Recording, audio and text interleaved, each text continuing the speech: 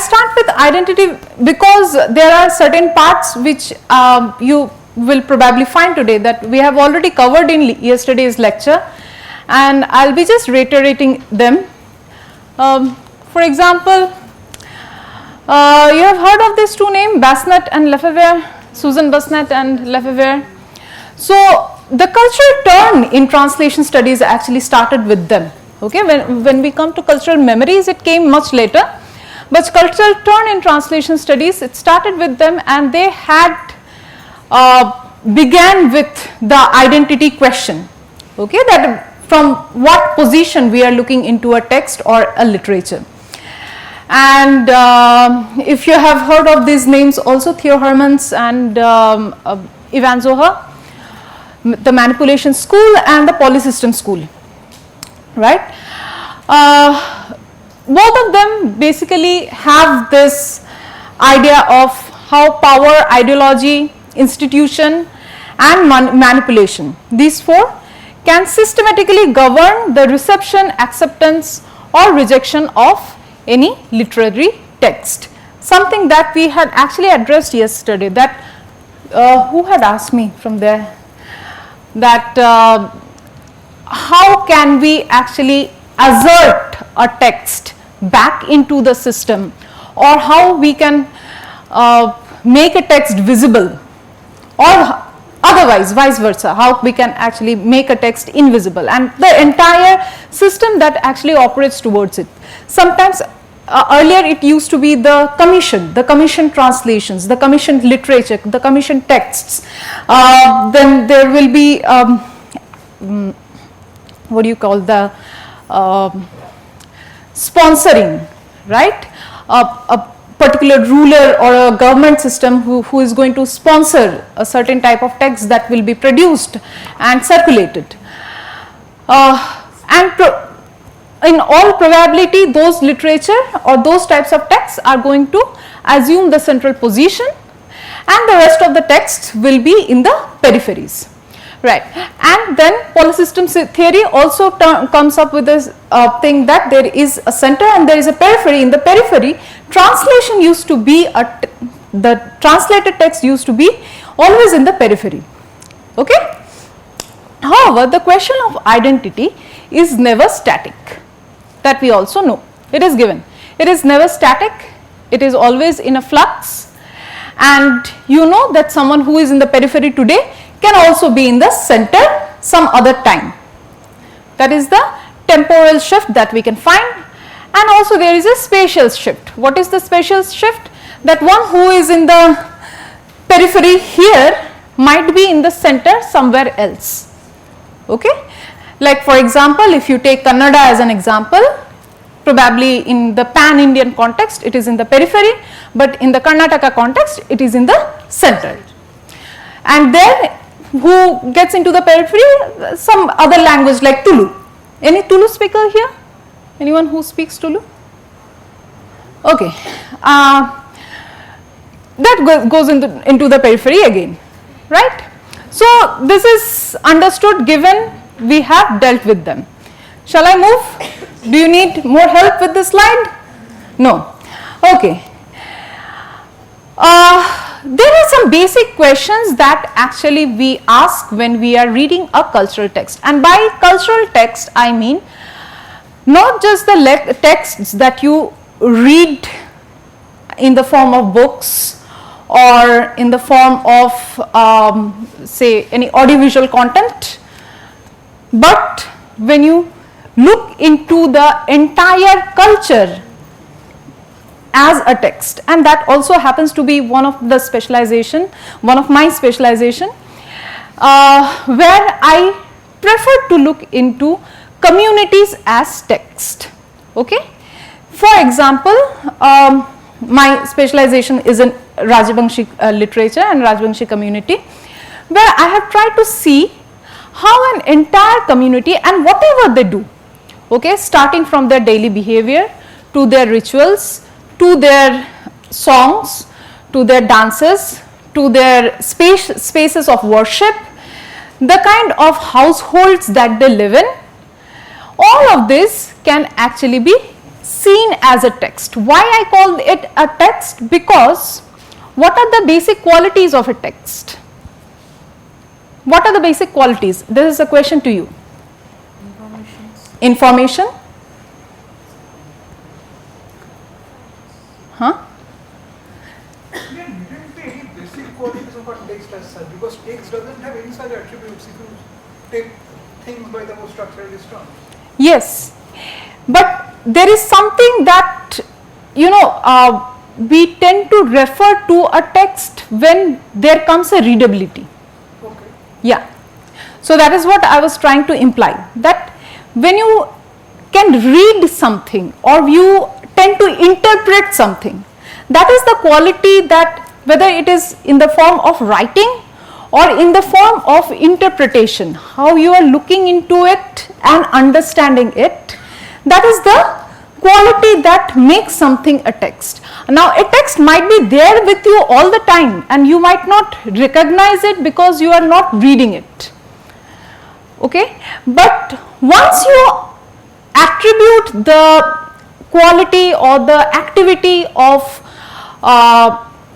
going through it, not just by flipping the pages, but trying to understand what the signs are meaning. And those signs, and it's not that it should be again static, are those signs prone to changes? There are variations that we can find. Then that is something that that a text has the quality of being translated also. Okay, the very question of translatability, the question that are all texts translatable, or is there something that cannot be translated, right? Now this is something that goes beyond the language. Beyond the language, when I say language, it means the reading, writing, speaking and listening. These four parts of learning language. So what goes beyond language? Is there something that we learn apart from only knowing these four aspects of a text? And there comes the next portion, that what are the phenomena that we are attributing to it? What are the cultural phenomena? And because we are talking about the cultural translation, what are the cultural phenomena? Is everything cultural, or is there something that is we try to keep them that no, this is not a part of the culture, okay, or this is not a part of the culture of the text in which we are reading it. There is something that has been foreignized, or that is something that has been domesticated, okay. And who is the writer? Now the question of writer is, again, it has been discussed. Foucault, you already know who is an author, what is an author. Then you know Barthes, The Death of an Author. Who is these are in terms of only the written text that we have. But apart from an author who writes down, who sits and then scribbles on the pages or types in the computer or earlier days typewriter, does there also remain an author who can be attributed this term by the very basic qualities of composition? For example, I start a particular religion, maybe, okay. I start a particular sect of a religion. Am I an author then? You have known of the godmanships also in India, right? And they have started their own cult, their own sect. The closest example that comes, like for example Sadhguru or say Ram Rahim, they are the authors in their own way, or Osho. I mean, there are lots of the Oshoism, the people try to follow that particular cult. So, and all of them, they tend to be the founder of a cultural sect, you can say. Their ways of, teaching the culture or making the commentaries on culture, it belongs to a different, they have distinguished their ideas, they have made it prominent in their own means by anyhow how they have done, by lectures or by writing or by even just spreading the gospels. If we actually think of Christianity, when Jesus started his sermons, right? So, was Jesus a writer? No. Huh? He was a preacher. So, but then what we have got from his preachings, it has later on built into one of the major religion in the world, right? And who is the translator? Who was Jesus' translator? Those who have listened. Huh? I heard something there. Huh? Those who have Listened and inscribed it. inscribed, disciples, those who have taken his sermons and then preached the word. Like, with Paul then. huh? Should we start with Paul? We can start with Paul. Okay. We can continue with John, and then the person who came to India. What was his name? Thomas. So they have taken the Gospels. So they were not like by definition. You cannot say that, okay, I am a translator, that's why I am doing it. But they acted as translators. Like, and their intention was also very clear that we want to do this, but we want to preach the sermons of Jesus, and we are trying to spread Christianity. Their intention was also very, very clear. So now, if I also, try to preach the teachings of Oshoism, right? So I also become a potential translator for that. On the other hand, if I'm not doing it, I'm just doing it on a very personal level. I'm just trying to teach my children about something that I have learned from my grandmother. I'm also acting as a translator, an interpreter who is ready to pass the message with some modifications in it, right? Now, at some point of time, that's how even the Vedic knowledge has been transferred. The Shruti and Smriti concept, that you listen, learn, and then preach. The Shruti and Smriti concept that has actually used the human beings as active translators, and the texts that came out of it were also the oral text or the orally translated text, to an extent that where we do not know who had actually composed the original ones. Right? Similarly, in your household, in your families also, you will find that probably your mother was doing some kind of fasting. She manipulated it in some way and passed on the tradition to you, where you are allowed to drink water and maybe have fruits on a certain day of fasting, but you cannot eat non-veg, you cannot eat rice, right? So your mother is also contributing to it in a not as a quote-unquote translator, but as a human translation. What we, in today's terms, in today's academia, we call it intergenerational translation. So, in this entire thing, what gets passed over is the knowledge, the experience, and the imagination. Why I have included imagination is because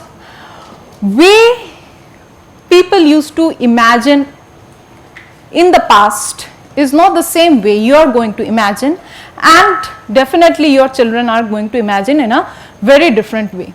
For your child, even the Superman could be one of the deities that should be worshipped. right? Okay.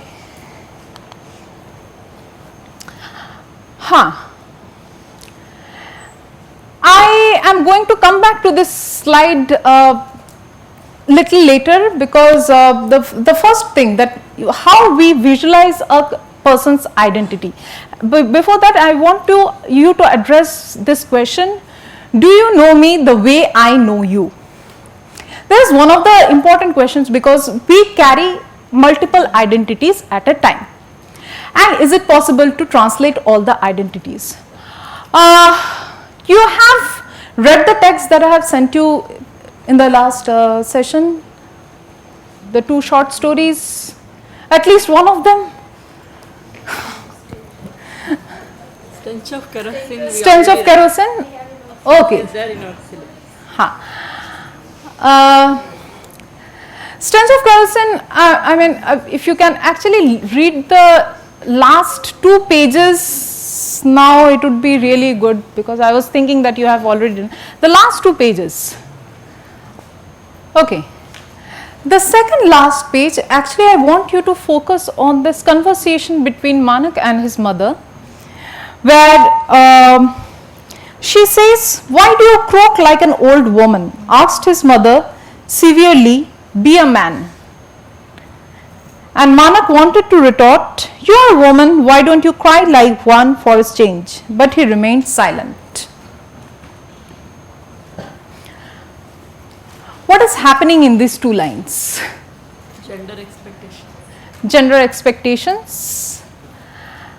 Also, it is so alienating for the woman to understand that a person can be, or his son can be in love with his wife so much, and yet agreeing to marry someone else, knowing that she is unable to bear a child. Okay? Now, the gender expectation from Guleri is that she should bear a child.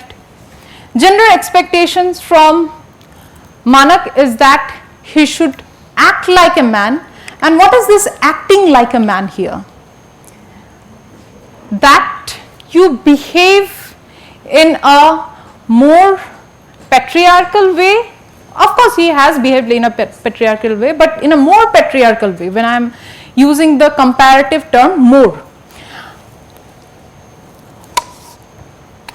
And it should not be grieving for you that you are marrying someone else. And the entire concept of having a bond with the wife, okay, a love bond with the wife, and not just a sexual bond, is missing from the mother's narrative, or the mother's in this discourse. On the other hand, what does Manak expect from the mother? That she should be little more compassionate, show some emotions, if not to Guleri, at least to him, and also grieve that he is going through a strong emotional change or psychological change, which is a effect from the outside society. It is not something that he wants to do, but he knows that he has to do it eventually, otherwise his masculinity might be questioned, right? So, again I will come back to this question: do you know me the way I know you? I know you in a certain fashion that I want the same amount of insensitivity in you as the son as I am having towards my daughter-in-law. I expect you to have the same. Also, do you know me that I am a person who is devoid of this kind of emotions? My rules are run in the way I have perceived the world. Okay? So, the way we are looking into, or the way others are looking into us, it says that it is a reflection of their own mind, right? Actually, if you there is this particular movie Munna Bhai MBBS, if you have seen, and this particular question comes when Circuit asks him that when you come to India, why do you see only the poor and hungry people? Don't you see Taj Mahal? And the way he is replying, is it a mindset of the foreigner, or is it a mindset of how we Indian think that others are looking at us? I want to see poor people, hungry people. Actually, if you want to explore, I mean, this topic has been questioned and it has been discussed in many platforms. If you actually take movies like Slumdog Millionaire, that it has celebrated the poverty in India, right? Or it has tried to show that side of India which is not visible. So, how we actually look into the question of our identity, how their point of view is, sorry, and the semiotics of this difference between poor country, third world country, the question of how people are living in slums, or how they are not so developed, still in the process, how that has a different semiotics for them.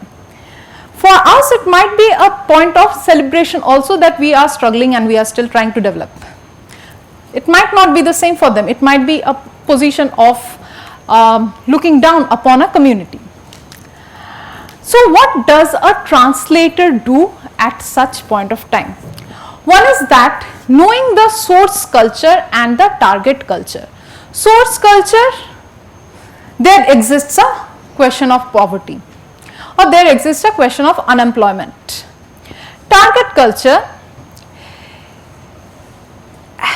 is it need to be celebrated, or is there a point of empathy that should be created in the translation, or should it be seen as a concept of pride, that in spite of the problems that we have, we are still able to live?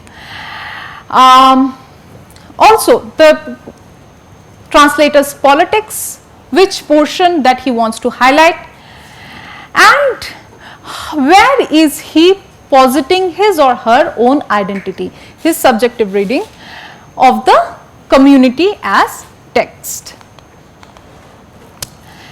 In this particular context, a person who becomes very relevant in our reading is a sociologist named Andreas Reckwitz. Okay, if you have known this particular theory called what is the second,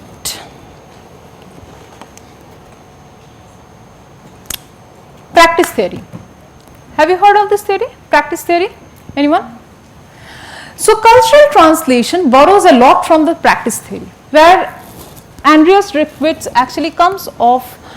There are 4 forms of cultural theories where we try to find out what is the identity and how we are engaging with the identity of others. The first form is the cultural mentalism. If you have heard of this song, that I live in my own world of make-believe, okay, my own world of make-believe. I perceive the world that it is a beautiful world, or I perceive the world that it is a very cruel world, and this is how I am going to see, without actually having a discursive activity with others, okay, or it is so stubborn that I am not going to change. So, cultural mentalism follows that, something that you can actually identify with Manak's mother.